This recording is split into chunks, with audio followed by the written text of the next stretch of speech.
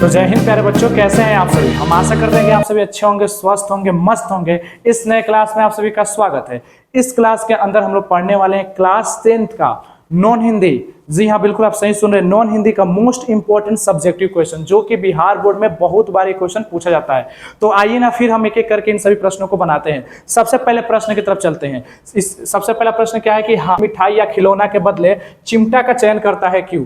यह प्रश्न बहुत इंपॉर्टेंट है, इसको आप ध्यान में रखिएगा। क्या क्वेश्चन पूछा गया आपसे? क्वेश्चन पूछा गया है कि हामिद मिठाई या खिलौना के बदले चिमटा का चयन क्यों कर रहा है, चिमटा क्यों खरीदता है। चिमटा समझते हैं, जब घर में रोटी वोटी बनता है तो देखिएगा उस तरह से पकड़ करके चिमटा से उल्टा जाता है, ठीक है, वही चिमटा की बात की जा रही है। ठीक है, क्यों खरीदता है, क्या कारण है, इसका उत्तर हम बना के लिखेंगे कि हामिद मिठाई या खिलौने के बदले चिमटा का चयन करता है। भाई क्यों कर रहा है, कोई तो उसका मकसद होगा, कोई तो कारण होगा, छोटा सा बालक है।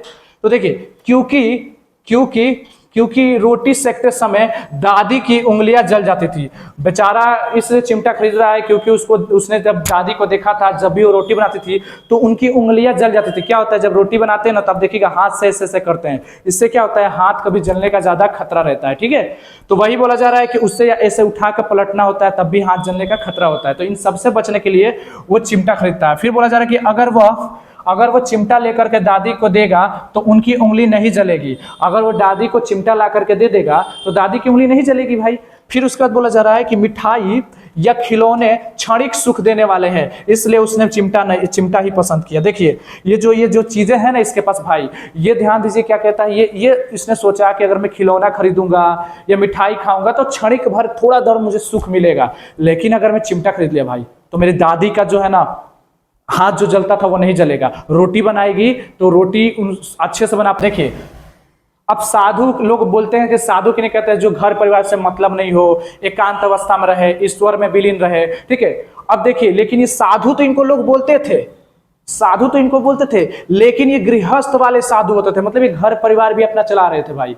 ये कैसे साधु है भाई कि जो गृहस्थ थे फिर भी लोग इन्हें साधु कहते थे, मतलब अपना घर परिवार बाल बच्चे भी है ये चला रहे और फिर भी ये साधु कहला रहे। तो देखिए सुनिएगा उत्तर, बाल गोविंद भगत घर परिवार वाले आदमी थे। बाल गोविंद भगत कैसे आदमी थे, घर परिवार वाले आदमी थे। ठीक है, उनके परिवार में उनका बेटा और पतोहू थे। उनके परिवार में क्या था, उनका इकलौता बेटा था और उस बेटे की शादी हुई थी तो उनकी एक पतोहू थी।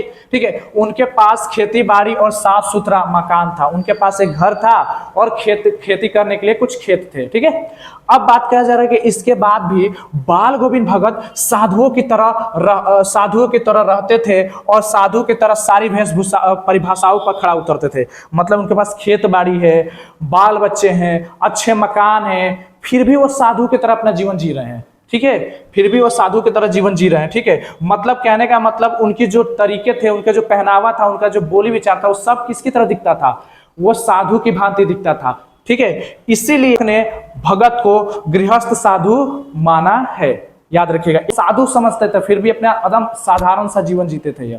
ठीक है, अब आइए नेक्स्ट को जो है ना, क्यों उदास थी अमीना। ठीक है, ईद के दिन अमीना क्यों उदास थी। ठीक है, तो याद रखिएगा ईद के दिन जो है अमीना क्यों उदास थी। तो ईद के दिन अमीना इसलिए उदास थी क्योंकि वे बहुत गरीब थी।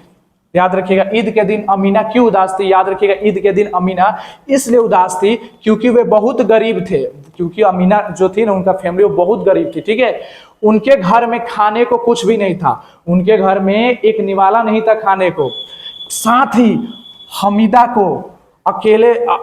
को अकेले ही 3 कोस दूर ईदगाह जाना था, और साथ ही उस दिन ईदगाह था, ईद का दिन था, तो हामिद को उनका जो पोता था उसको कहाँ जाना था, ईदगाह जाना था, जो कि 3 कोस दूर था। ठीक है, जिससे अमीना उदास थी।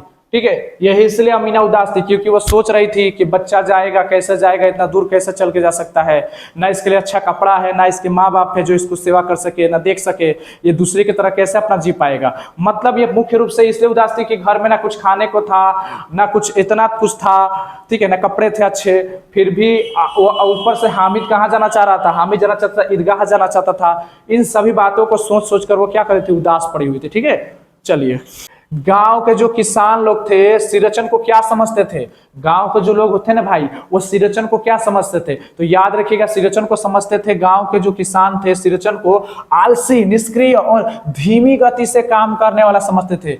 मतलब सिरचन को भाई गांव के लोग क्या समझते थे मालूम है, कि बहुत आलसी इंसान है, बहुत धीमा करता है और बहुत बोलता है, मतलब समझिए एक तरह का अलग इंसान इसको समझते थे। ठीक है, वे उसे कामचोर और बेकार व्यक्ति कहकर उसकी अवहेलना करते थे। मतलब उससे क्या कहते थे लोग, ये कहते थे कि ये कामचोर है, बेकार इंसान है, इस धरती का ही बोझ है, ये कुछ करता नहीं है, निठल्ला है। ठीक है, इसको अवहेलना करते थे क्योंकि सिरचन काम को नाप तोल कर करता था। देखिए सिरचन क्या करता था ना, कोई भी काम करता था ना तो उसमें अपना प्रॉफिट जरूर देखता था कि मेरा इसमें फायदा है या नहीं है। जैसे किसी घर खाना बनाने जाना हो या कुछ भी करना हो, कोई काम करना हो, तो पहले अपना फायदा सोचता था कि मुझे कितने खाने को मिलेगा, मुझे क्या मिलेगा, मुझे मिलना चाहिए, जो मिलेगा तभी मैं कुछ करूंगा। मतलब ये अपना भी वहां पर फायदा देखता था तभी जाता था। मतलब कोई भी काम नाप तोल के करता था, या ठीक है। और शायद इसलिए उसे लगता था कि वह मुफ्त में मजदूरी पा रहा है, इसलिए उसे लगता था क्या कि वह मुफ्त में मजदूरी पा रहा है। ठीक है, कोई भी काम करता था तो नाप तोल के ही करता था। आगे क्वेश्चन है, ठीक है, आज का लास्ट क्वेश्चन है, क्या कहता है कि 5 वैभव के साथ सगाई झांसी में। इस पंक्ति में इस कविता की कवित्री यह कहना चाहती है कि रानी लक्ष्मीबाई साक्षात वीरता का अवतार थी। साक्षात जो थे क्या, वीरता के अवतार थे। इनके अंदर वो साक्षात एक तरह का वीर था इनके अंदर, मतलब एक ये साहसी लड़की थी, ठीक है, महिला थी। वह वीरता, पराक्रम और शौर्य का प्रतीक थी। ठीक है, ये चिरता नहीं होगा, यहाँ पर वीरता होगा। ठीक है, यहाँ पर वीरता होगा। ठीक है, ठीक है। उधर झांसी के राजा राजसी वैभव से संपन्न थे और वैभव प्रतीक थे। मतलब देखिए रानी लक्ष्मीबाई जो थी वो बहुत ही साहसी, निडर और बहुत ही ताकतवर थी। ठीक है, मन से, बुद्धि से और शरीर से भी। उसी तरह से जो राजा थे, जो उनके पति हुए, वो भी धन संपत्ति से एकदम वैभव थे, उनके पास भी धन संपत्ति थी। तो दोनों का मिलन हो गया। एक राजा जो जिसके पास धन संपत्ति है और एक रानी जो आ रही है वो राजकुमार, एक राजकुमार जिसके पास सब कुछ है, धन संपत्ति, और एक राजकुमारी जिसके पास वीरता, मतलब वीरता से भरी हुई गाथाएं उसके पास है। ठीक है, वो वीरता से मतलब उसके अंदर बहुत साहस है, सब कुछ है। तो इन्हीं दोनों की ये बातें की गई है। मैं उम्मीद करता हूं इतना आप समझ गए हो। मिलते हैं फिर से एक नए वीडियो के साथ, तब तक के लिए जय हिंद।